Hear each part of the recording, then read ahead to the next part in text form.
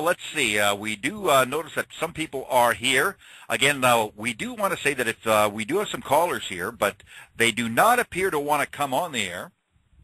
I do believe that there is a prompt that you do press a number 1 or something like that, and a light goes beside your name, and you go on the air. Some people, as I said, are listening to this over the telephone because they are not at a computer station. If you do have the number, you can call the toll-free number, and you can actually listen to the program over the telephone. And we have some people who look like they're doing that. And we have somebody who looks like he wants to come on the air. So let's bring this guy on the air. Yes, sir, you with a 415 number. Who in the world are you? Hello, Wayne. Hello. This is beautiful Bobby J. Beautiful Bobby J. It's great to hear you. I don't know what to say at the time. I know that you're going through some very, very hard times right now. Did you want to tell the people about that? Well, yeah, my father passed away last week, and his funeral's on Friday, so I'm going through a rough time with that. But it was coming for a long time. He had cancers, and he suffered a stroke, and he only suffered really bad for about a week, which I'm blessed with that, because I saw my mom suffer for about a whole year with cancer, and it was horrible. And for him to live pretty much a normal life just up until the last week, I'm pretty fortunate for him, and he's up with my mom now. So it has been a rough time, but at the same time, I'm happy that he's not suffering anymore. Okay. Did you have... Well, I'll see you on Friday. I'll definitely be down there. I'll be down there at the service. Oh, thank you. Yeah, that's St. Gerard Parish on Talbot and Foster at 2 p.m. on Friday. So, yeah, so if anyone wants to come and pay the respects to my father, he was a good man, and anybody who's a father to beautiful Bobby J must have a lot of tolerance. And and I believe if somebody would like to maybe read a little bit about him, I believe the actually a very nice obituary is in today's Free Press. Yes, and it should be in either tomorrow or Thursday's Winnipeg Sun as well. But it was in today's Free Press. Yep. So. Now, hopefully we can move on to something a little bit more positive. Well, I wish I could say that as well, but actually the reason I'm coming on the air is to let everybody know that after 20 years in the business, I will not be wrestling anymore. Wait a second. You're trying to say that you are planning to retire from the business as a wrestler? Well, I won't say retire because I hate that word. Okay. So many people have said they've retired and come back. I've just... my body, I'm 46 years old. I'm very overweight at this time. Every time I go in the ring, I'm just aching for like a week straight. And a lot of things in my personal life with some of the guys have just, it's really bothered me. And I just had enough. Like, I'm 46 years old. I have my children. I've got my business to run. And just to go out there and try and have some fun, and the fun's gone now. So I won't say I'm retired. There's no such thing as never say never in a wrestling business, but as of today, I'll say I'm never going to wrestle again, and this is honest truth. Was there any one incident that made you think, or one thing that pushed you over the edge, though? Because I know that, you've probably thought of this many times, but sometimes it takes something to trigger that final decision. Did something in the wrestling business happen? Or did something happen? Or let me tell you right this. Let me ask you this question right out. You were scheduled, I believe, that you were going to be wrestling Brutus Beefcake at the show in September, and I believe that fell through, and it didn't have, it wasn't good news. It wasn't handled very well. Did that have anything to do with your decision? Oh, well, that was just the final nail. Like, I'm going to be straight up here. Last week, the Honky Tonk Manager listened to his Blog Talk Radio. T.J. Bratt went on that show and buried Winnipeg wrestlers without saying any names, but I know it had something to do with me because some of the things that he was said was things he said to me in text messages, and I was not happy with that, although my name wasn't mentioned. And me and T.J. Bratt have been bantering back and forth for about 2-3 weeks now, and I pulled myself off the show, and then he got very, very personal in his text messages. Like, it's one thing to tell each other to fuck off, you're an asshole, and then whatever, let it blow over, maybe it doesn't. But when we're arguing about the wrestling business, and then it turns personal, I was blown away. Like, and T.J. Bratt, I love the guy. He's one of my best friends in the business. I was in his wedding party, and T.J., I know you're going to be listening. I still love you, but you just crossed the line once too many times, and that just put me over the edge.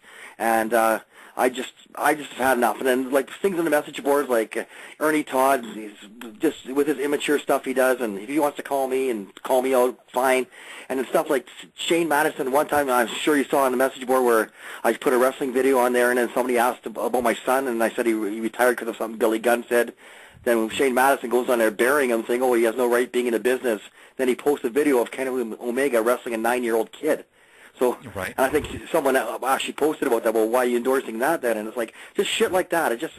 It's so immature and petty. Like, and I'm a 46-year-old man. I'm not a kid. I don't need it anymore. And then once all that combined with me just getting older, and it just hurts to take one bump and I'm hurting for a week. I've just lost the love for it, and I put on my Facebook that if you're not getting rich, you better. How do I put a word? I said if you're not getting rich, you better have fun, and I'm having neither right now. So it's just time to pack it in. I'm not retired. I'm just not wrestling anymore, and who knows? Maybe a week down the road, I'll have a change of heart. But as it stands right now, it's firm. I don't want to be in the business no more. I'll come down once in a while, have a beer with the boys, whatever, say hello, but the passion's gone. And if you haven't got the passion and you're not making any money, why do it? Can you maybe just tell us maybe a moment or two in your wrestling career where you were sky high, where it was you just loved it, you were so proud to be in the wrestling business, because you must have had many moments. Of course, you know, your time with WWF at the time. I remember you being carried on your shoulders at an independent show at Chalmers Community Club. But there must have been moments, maybe you can share one or two with us, that you just thought it was the greatest thing in the world to be part of independent wrestling. Well, the greatest time was from day one till about a month ago. There were so many highs. It was always a high. The moment I walked out that curtain and getting that crowd to react and having the palm of my hands, there's nothing better. Not a better feeling in the world. But to point out a couple, there's just too many to I guess probably the highlight was getting to WWE, and one of the most disappointing things was not getting noticed by them once I was there because I was too young and green. So that was probably a high and low point in my life, because I had my what I thought was my shot, but it wasn't really, because I was just a jobber, but never getting discovered from there. But yeah, I was just. I want to get back to TJ Bratt for one more second. Okay. He called me just while I was on hold, and he was furious. Actually, he seemed pretty sad at first, and he was furious, and apparently somebody has been giving him false information that he was saying bad things about my dad, and that's absolutely not true. He did say some personal stuff, but I'm going on record right now. Whoever said that to him is a fucking liar. TJ Bratt, actually, in all of our heat, we were going back and forth bantering and bad-mouthing each other. He actually, when he found out about my dad, he actually sent me condolences, and I thanked him. So TJ Bratt did not do that in any way. So whoever did say that, that's pretty fucking low to say something like that, because that's totally wrong. And I think, you know, and one thing, and again, we've all seen TJ Bratt at his worst, but that's one thing I think he can relate to, because I remember talking to him, and he was talking to me once about his father who had passed away. So that is something that he can really relate to, that what you're going through. Sure, yeah. He knows what you're going through. Yeah, and TJ Bratt, if you're listening, I want to be your friend, but I don't want to do business with you. I sent that to him in a text, and he might have taken it the wrong way. And he said, "Oh, fuck you, that sounds just like Daddy Duggan and all that." But I just don't want to. That's what all he was about, just the business. Certain things would go one person's way or the other, and then we'd get into it. And I don't want that. And I know that's why I'm walking away from the business. That was the final straw. Like, if one of my best friends in the world and me aren't talking over the fucking nickel and dime wrestling business, is it worth it? Like, seriously. You know, and I think that you've really hit the point there. I'll tell you what, there looks like there's another person calling here. I think I'm going to bring him on here. Who knows? Maybe somebody wants to say something to you here. But I completely understand. You know, there's real life, as we try to say sometimes, and then there's a wrestling business. And sometimes the wrestling business almost becomes real life to all of us. Yeah. Okay, well, it doesn't look like this fellow's going to be coming on the air with us. Anything else that you'd like to say there? This is a bit of shocking news, of course, that it's both shocking and it's hard to believe, because I'll tell you, you are the ultimate entertainer. I'll tell you, you could, and I don't think that anybody would disagree with me. You could come through the curtain, you could do your Bobby J bid without ever even locking up, and then you could leave the ring and go back through the curtain, and you'd be full value for whatever you were paid that night. The wrestling is just a bonus when, as far as I'm concerned, when there's a Bobby J show. Just make well, sure it's funny they you say get that because actually last week in Arborg, I went out there with the girls from the States just for the ride because I was letting them stay to my place for the weekend, and I wasn't booked or anything. And I guess they've been to Arborg probably about 9 or 10 times. Like, it's a pretty regular place for them to go. And I was only there once, and they had Barbie socks posters all in the front row. Everybody had them. So I just said to Rob, why don't we go cut a promo? Because they're out there. So I just walked out in my T-shirt and my shorts and my Crocs, and I cut a promo, and the place just went bananas. I had no cheap heat with my gimmick on or anything, and the crowd just ate it up, and that's what I love. I don't want to toot my own horn, but I know what the people want. Whether I'm a babyface or a heel, I know how to make them react, and that's what independent wrestling is. We don't got Vince McMahon with all the TVs to get us over. We got to walk through that curtain and get ourselves over, and I prided myself on that. And there were some nights where I didn't get very good heat, and actually T.J. Bratt would always perk me up, because I'd be like, oh, fuck, the crowd wasn't, I got no heat. He goes, don't worry about it. And I'd be, no, like, I felt like, actually one time with the Stardom, I was at a show in Selkirk, and I had a horrible mouth. It was Jeff Rohag, and he went to pay me, and I said, Rob, I don't even want your money, I'm leaving. It was horrible. And that's just the way I was. And then actually Rob, in that Arborg there, he shot an angle and threw me in the Battle Royal. They started a Battle Royal when I was there, and then he actually threw me some money when he got to the back. So here, have some beers. And that's the kind of guy Rob is too, because he's one of my best friends in the business too. And but that one time in Selkirk, I felt I was really down because I couldn't get the crowd where I wanted them. And I said, Rob, I don't want your money. I'm leaving. That was horrible. But I shouldn't let every promoter know that, because they'll say, hey, you got no heat. Well, actually, I'm retired now, so it won't matter. Or, oh, no, I'm not retired. I quit. But you know what I mean? Like, it's just, I don't know. I prided myself on getting myself over and making the crowd happy. Whether they're happy cheering for me or happy for healing on me, I wanted everyone to have a good time in the wrestling business, and hopefully that's what I'll be remembered for. Well, you know, there's so many Bobby J stories. We got to have a Bobby J special. I can certainly remember back to Broadway once where I think that you went from heel to face, back to heel, and won over a series of a couple of matches on one night or something like that. Just the way that you had control over the crowd, like you love you, hate you, same night. Yeah. And it's just absolutely incredible. It's like a hypnotist. It's like you can hypnotize a crowd and have them do what you want them to do. And I'll tell you, not many people can do that. I'll tell you, very, very few can do that. And I think that you're one of the most underappreciated people here in Winnipeg. And what else can I say? That yeah, and that's another thing that kind of bothers me. Everyone go when they talk about veterans, they'll say, "Oh, Cheech," and Cheech is a legend, but they'll say like Cheech, Candello, blah blah blah. But my name, I've never seen my name once. Like maybe I'm being a mark for myself, but not once has anyone said Cheech, Candello, whoever else has been in the business for 25 years, and or Bobby J. I'm never in that nonchalance as considered like that. Like it's like I'm not even a wrestler. Oh, then let me give you some good news. I don't know if you consider this good news. I don't know if you listen to Lawrence Fosber's latest hotline. No. Well, he says there's a bunch of guys that shouldn't be in the business, and then he says this group of guys are the legends of the business. And he did talk about Tony Candello, Gene Swan, Easy Rider, and then he went on and he added this when he talked about you, and he said, and my close personal friend Bobby J. Yes, me and Louis go way back, and every year at Christmas time, either him or me called each other on Christmas Eve, and we wish each other a Merry Christmas, and he's the only person in the business that does that. So, yeah, Louis is a good guy. He's got a very big heart, and a lot of people will knock him, but you know what? I don't dislike Louis in any way. He's a good guy, and he means well. He always does.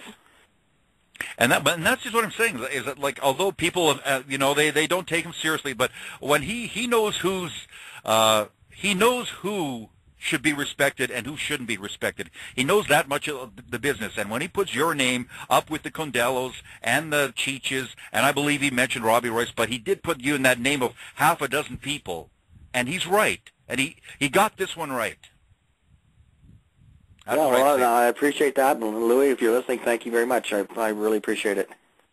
As a matter of fact, he is listening. Well, perfect. Thank you, Louis.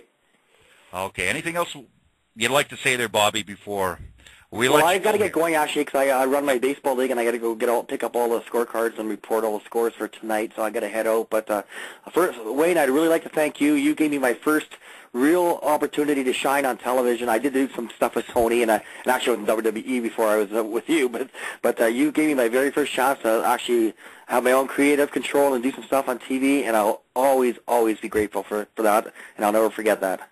It was one of my shining moments in wrestling, with being able to appear as a star on your wrestling show back in '93 there. Well, and I always thought you hated me. You always told me to get out. You'd come up for an interview, and you'd say, "Hey, take your Pee Wee Herman shirt, suit, and go off to the side." Or offer you some scope because you had bad breath, but. Or didn't.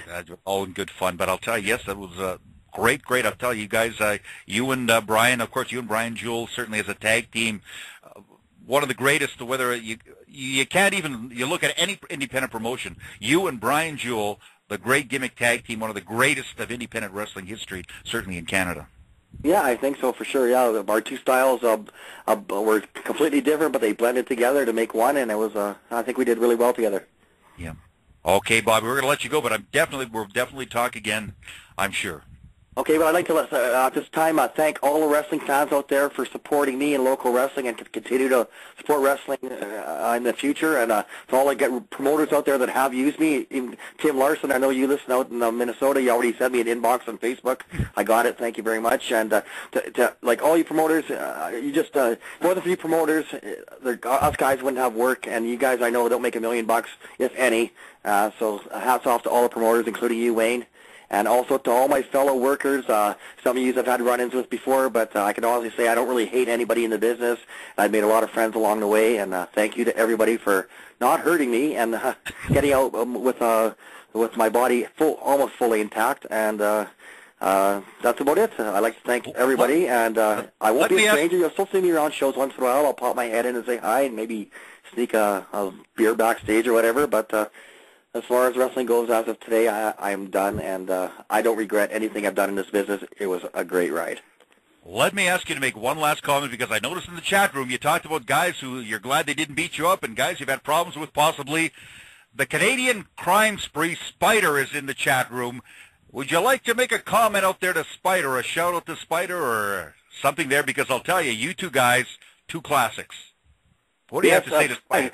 Spider was a crazy dude who Ernie Todd sicked on me. I got him to hate my guts, and one time he sicked him on me at the University of Manitoba, and thank God there was 20 people between us, or I might not be talking to you today. So lucky for that. Well, I'll tell you, it looks like he's retired, Bobby J. Where will the new guys come from? Because I'll tell you, there'll be I'll tell you, I don't think there will be another Bobby J. Coming through independent wrestling here in Manitoba. There definitely will not be another Bobby J. No, maybe not a Bobby J, but there's still a lot of great talent here in Winnipeg and across Canada. So just everybody just to work hard and have fun. And if something ain't working, try something different until it does work. And if you find something that does work, go with it. I've gone with mine for 20 years now, and it's worked out pretty good. So once again, I got to go. Thank you very much to everybody, and thank you, Wayne. And as always, you're doing a great job. Thank you, Bobby J.